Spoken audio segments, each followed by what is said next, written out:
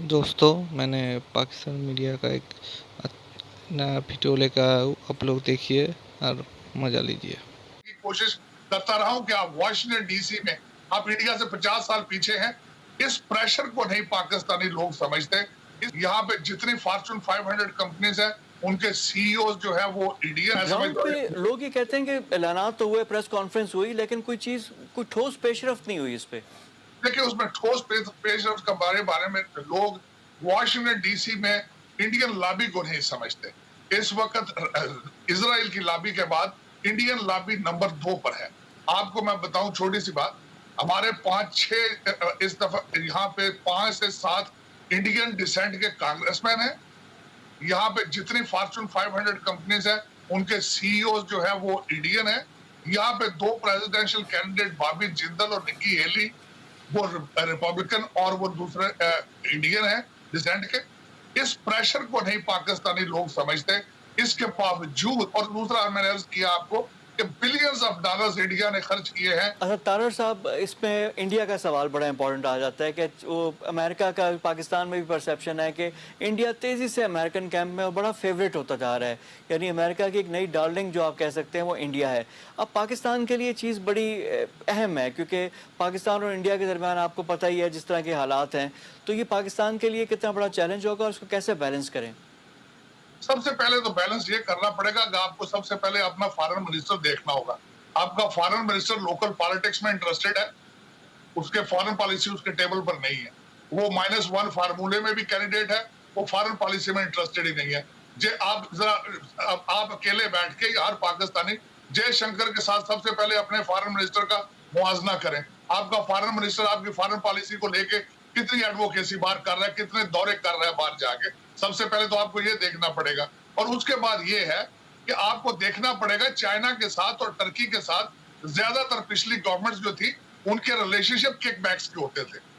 आपको चाहिए एक सॉलिड बेसिस पे देखें कि दुनिया किस रुख पे जा रही है, दुनिया बैलेंस अपने आप को किस तरह करती है। You still on American table, आप अमेरिका के टेबल से नहीं उतरे हैं। हाँ, देखिए आज मैं हमेशा आपकी एडमिनिस्ट्रेशन को बताने की कोशिश करता रहा हूं कि आप वॉशिंगटन डीसी में आप इंडिया से 50 साल पीछे हैं, आप इसको बैलेंस करें। अच्छा, ये तारड़ साहब, दिस इज वेरी इंपॉर्टेंट। इसी पे मैं कंक्लूड करना चाहूंगा कि हमें वाशिंगटन डीसी में पाकिस्तान को क्या करने की ज़रूरत है। जैसे आपने कहा कि इजराइल के बाद इंडियन लॉबी बड़ी स्ट्रांग है, वहाँ पे उनके जो आपके सेनेटर्स आ रहे हैं वो भी इंडियन ओरिजिन के, इंडियन डिसेंट के आ रहे हैं, तो हमें क्या करना चाहिए पाकिस्तानी डायस्पोरा को? देखिए, तो पाकिस्तानी डायस्पोरा इंटरेस्टेड ही नहीं है पॉलिटिक्स में लोकल, ये भी एक ज्यादती है। हमारे डिप्लोमेटिक मिशन को चाहिए उसमें अपना रोल अदा करे, उनको पॉलिटिकल एजुकेशन दे उनको। हमारे डिप्लोमेटिक मिशन ना सिर्फ अमेरिका में बल्कि मेजॉरिटी कंट्रीज में हमारे फेल है। वो जाते हैं वहां पे सिर्फ अपने बच्चों को सेटल करने के लिए, सिफारशी लोग पिक किए जाते हैं जिस तरह PIA में पिक किए जाते थे। इन चीजों से बाज आना पड़ेगा, नेशनल इंटरेस्ट देखना पड़ेगा। Nations can not survive without nationalism. मैं बार बार ये कहता जा रहा हूँ, अब मुसलसल कहता जा रहा हूँ। मैं देखता हूँ कि हमारे बिल्कुल नेशनलिज्म नहीं है लोगों में, कौमियत नहीं है, पाकिस्तान नहीं है, पाकिस्तानियत नहीं है।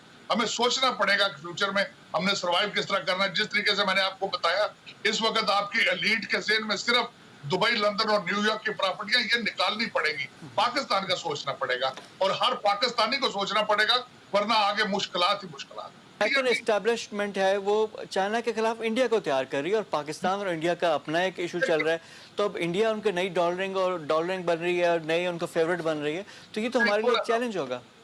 मुझे थोड़ा सा खत्म कर लेने दीजिए, क्योंकि पाकिस्तान का सिर्फ इशू नहीं है वहां पे, पाकिस्तान और इंडिया का इशू नहीं है वहां पे। आप देखिए किस तरीके से उन्होंने श्रीलंका की जाके टेक ओवर की है, पोर्ट उन्होंने किस तरीके से आपकी उन्होंने ग्वादर में टेक ओवर किया, किस तरीके से नेपाल में उन्होंने पेनिट्रेट किया, किस तरीके से भूटान में चले गए, किस तरीके से बांग्लादेश में इन्फ्लुएंस कर रहे हैं वहां पे। तो they have become a regional threat. African country में एक्सक्लूसिव राइट्स उनके, चाइना उसमें आपका कसूर नहीं है। डोनाल्ड ट्रंप साहब ने एक दफा फरमाया अपनी तकरीर में, उन्होंने कहा कि China is built on American economy, American money. तो ये अमेरिका का अपने पिछले ओबामा साहब का तोहफा है। रशिया ने जाके सीरिया में नेवल बेस बना ली थी, यूक्रेन क्रीमिया में जाके उन्होंने यूरोपियन थ्रेट देना शुरू कर दी। जर्मनी जहाँ के आर्मी बेस है अमेरिका की, सारे एनर्जी कॉन्ट्रैक्ट्स उनके रशिया के साथ है।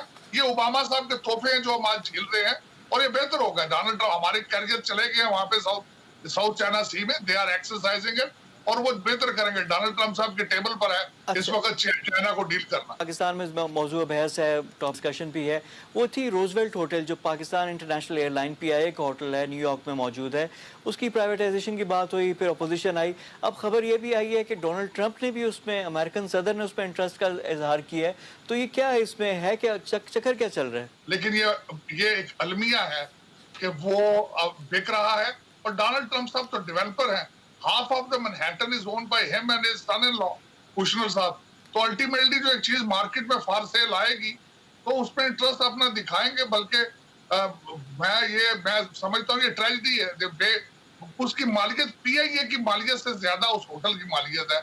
और मैं अफसोस के साथ ये कह रहा हूँ, मैं पिछले दिनों आप देखता रहा हूँ, 1 साल से उस पर डाके की तैयारी हो रही है। अफसोस के साथ मैंने कई अपने जानने वाले पाकिस्तानियों को जो मुहब्बे वतन लोग हैं, मैंने उनसे कंप्लेन भी की है ये क्यों हो रहा है इस तरह, लेकिन वो बेबस हैं जिस तरीके से उस पर किया जा रहा है। अब देखें उस पर डोनाल्ड ट्रंप साहब या उनके दामाद को आप तो नहीं ब्लेम कर सकते। वो आपको बाय फोर्स आपको नहीं मजबूर कर सकते कि आप होटल उनके हाथों बेचें। हाँ, लेकिन ये है कि जिस तरीके से आपकी इस वक्त एस्टेब्लिशमेंट और आपके सियासतदानों के सिरों में सिर्फ दुबई, लंदन और न्यूयॉर्क की प्रॉपर्टियां हैं, ये अलमिया है। आप कोरोना से बच जाएंगे।